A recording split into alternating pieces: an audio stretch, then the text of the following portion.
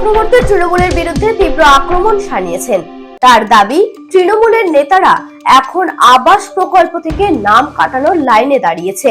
তিনি বলেছেন, তৃণমূলের ডিসিপ্লিন গরুর গাড়ির হেডলাইটের মতো।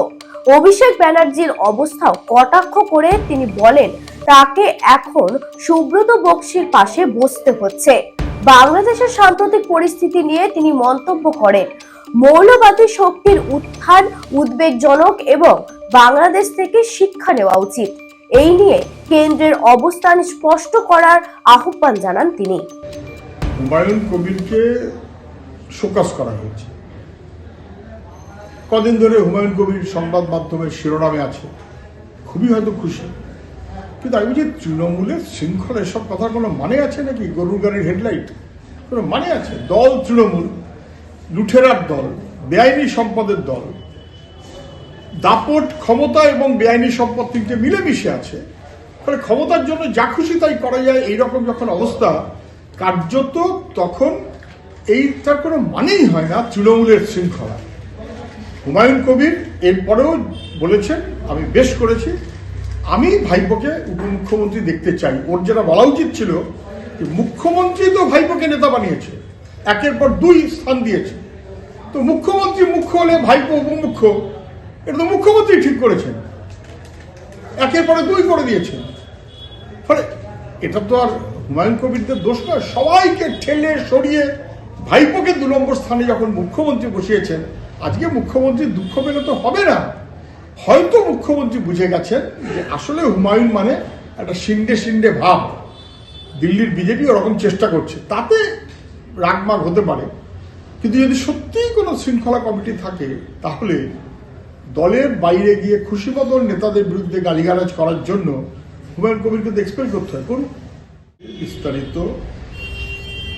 আমাদের দেশের সরকারেরই বলা উচিত, যেহেতু অন্য একটা রাষ্ট্র, অন্য একটা দেশ। তবে একটা ভিডিও যেমন বলা হচ্ছিল, ভাইরাল ভিডিওতে দেখা যাচ্ছে তা সত্য নয় বলে দেখা যাচ্ছে।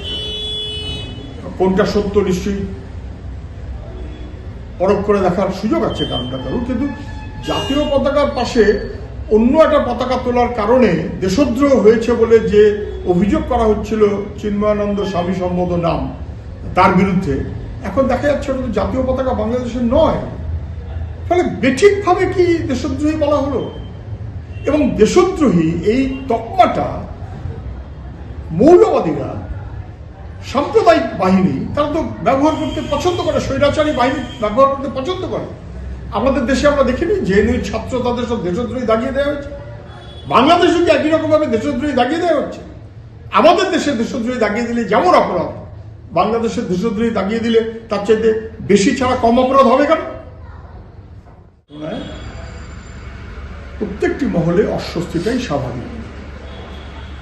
মৌলবাদ যখন তার শক্তি বাড়ে বা বাড়ায় বা বাড়ানো হয়, তখন বিপদ কিরকম হয় বাংলাদেশ থেকে বোঝা যাচ্ছে, জ্বলছে। এ শুধু গতকালকের ঘটনায় নয়, গত 2-3 মাস ধরে একই রকমের ঘটনা ঘটছে। আমরা তখনও বলছিলাম মৌলবাদ প্রশ্রয় পাচ্ছে। ভারতবর্ষে মৌলবাদ প্রশ্রয় পেলে কি হয়, ভারতবর্ষে মানুষ টের পাচ্ছেন। সরকার একেবারে রাম মন্দিরের পাশে গিয়ে দাঁড়িয়ে গেল, যেটা সরকারের কাজ নয়, তাতে একটা অংশের মানুষ শঙ্কিত হচ্ছে। সংখ্যাগুরু সাম্প্রদায়িকতা খুব বিপজ্জনক, সারা ভারতবর্ষ দেখলে আমরা যেমন বুঝি, বাংলাদেশ দেখলে একই রকমভাবে বোঝা যাচ্ছে। সংখ্যাগুরু সাম্প্রদায়িকতা খুব বিপজ্জনক, মৌলবাদ খুব বিপজ্জনক। ভারত সরকার, আমাদের প্রতিবেশী দেশ বাংলাদেশ, একটা সময় আমরা একই বাংলা, ফলে এখানে কজ অফ কনসার্নটা অনেক বেশি, কোনো সন্দেহ নেই। কিন্তু ভারত হোক বাংলাদেশ হোক যেই হোক, মৌলবাদের বিরুদ্ধে সমগ্র মানুষকে, বিশেষ করে সংখ্যালঘু মানুষকে রক্ষা করা, শান্তি প্রতিষ্ঠা করা, শান্তির পরিবেশ রক্ষা করা, এটা যেমন বাংলাদেশের জন্য জরুরি, তেমন আমাদের জন্যও জরুরি। আমাদের দেশ সেই মনোভাবে নিশ্চয়ই কথা বলতে পারে, না হলে অসুবিধে পড়তে হবে।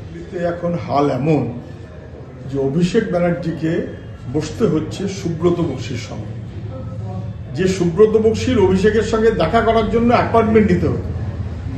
হাল এমন হয়েছে যে অভিষেক ব্যানার্জি সুব্রত বক্সির সঙ্গে বসেছে। কি ব্যাপারে আলোচনা? পার্লামেন্টের ইস্যু তো একটাই, দিল্লির সরকার যেভাবে একের পর এক অনৈতিকতা করছে, দুর্নীতিকে প্রশ্রয় দিচ্ছে, আদানি ধরা পড়ে গেল, ভারতবর্ষের সম্মান চলে গেল। আমেরিকা কার্যত গ্রেপ্তারি নোটিশ জারি করছে, এবং তারপরেও তার বিরুদ্ধে একটা শব্দ মুখ্যমন্ত্রী মিটিংয়ে বললেন না, একটা শব্দ অভিষেক বলল না, সুব্রত বক্সী বলল না। আসলে বুঝিয়ে দিচ্ছে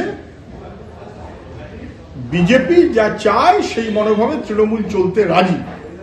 এইটা বুঝিয়ে দিচ্ছে ভাইপো, এইটা বুঝিয়ে দিচ্ছে তৃণমূল, সেটা কি করে সামাল দেবে লোকের কাছে ধরা পড়ে যাচ্ছে, এই কারণে তো বৈঠক। অগ্নিগণ একেবারে লাঠি সরকি সব নিয়ে মারামারি, নাম কাটানো নিয়ে, নাম ঢোকানো নিয়ে বেআইনি কাজ করেছে। যাদের নাম থাকা উচিত তাদের নাম নেই, তারা বলছে তাদের নাম ঢোকাতে, সে তো ঢোকাবেই না, বরং এমন এমন লোক যাদের দোতলা তিনতলা বাড়ি তাদের সব নাম ঢোকানো আছে, তারা তৃণমূলকে টাকা দিয়েছে। তাহলে টাকা দিয়ে নাম তুলেছে বলে যাদের নাম বাদ গেছে তারা আপত্তি করবে, এটা তো স্বাভাবিক। মুখ্যমন্ত্রী বলছেন কিশোর কি শান্তি শৃঙ্খলার কি কমিটি করেছেন, এই এত দুর্নীতি হচ্ছে দেখতে পাচ্ছেন না, এই সবই তো তৃণমূলের বাহিনী, এবং তাই নিয়ে গ্রামে গ্রামে মারামারি, অশান্তি, ভয়াবহ ব্যাপার। এখন নাম কাটাবার জন্য লাইনে দাঁড়িয়ে পড়েছে, কদিন আগে নাম তোলার জন্য লাইনে দাঁড়িয়েছিল। এদের নাম তুললোটাকে কোন নেতা, কে তাদের নাম তোলালো? বিডিও, এমএলএ, প্রধান, কে নাম তোলালো? তাহলে বেআইনিভাবে নাম যারা তুলিয়েছিল তাদের বিরুদ্ধে শাস্তিমূলক ব্যবস্থা অবশ্যই হতে হবে। নাম কেটে দেওয়াটা একমাত্র শাস্তি নয়, নাম তো কাটতেই হবে, কিন্তু নাম যারা তুললো বেআইনিভাবে এবং তারা সাধারণ গরিব মানুষের নামকে বঞ্চিত করলো, তাহলে গরিব মানুষের নাম বাতিল করে নেতাদের নাম ঢুকিয়েছিল যে নেতারা, যে এমএলএ, যে বিডিও, তাদের বিরুদ্ধে শাস্তি কি হবে? সরকার তো ব্যাপারে নির্বাক, নিশ্চুপ। আবার ঠিক একইভাবে